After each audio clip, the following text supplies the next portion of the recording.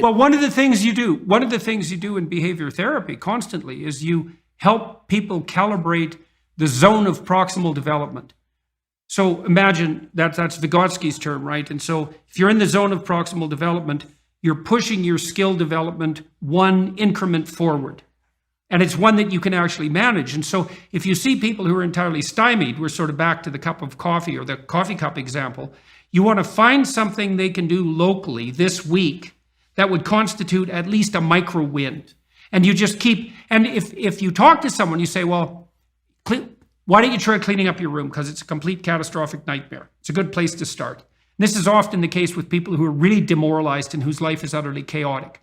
Well, you know, I had one client, he just had a child, and he didn't want to mess up this child, but he was living at home. He was like 35 years old. He had a child out of wedlock by accident, but he didn't want to be a useless father. And he was very afraid he was going to be. And he had good reason to. Like, he still lived at home. He lived in his high school bedroom, and it was a complete bloody mess.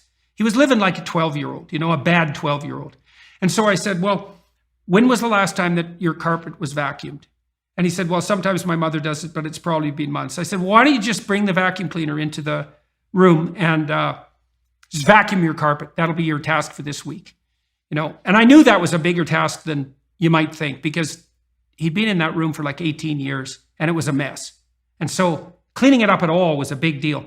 He told me that he dragged that bloody vacuum cleaner into the doorway and left it 45 degrees across the doorway and then stepped over it for the whole week without actually using it. Oh my goodness. Yeah, resistance, that was resistance from a psychoanalytic perspective because he saw the monster and was paralyzed.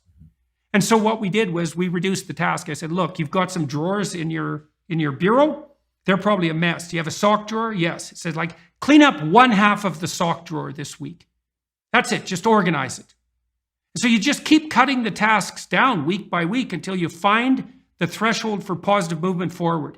And then what's cool about that too is there's a Pareto principle issue associated with it. So if you can find out where the person can start, it isn't linear progress, it's exponential progress forward. And so even if they have to start at a micro level, it doesn't really matter because they get much better at it very, very rapidly as they accrue successes.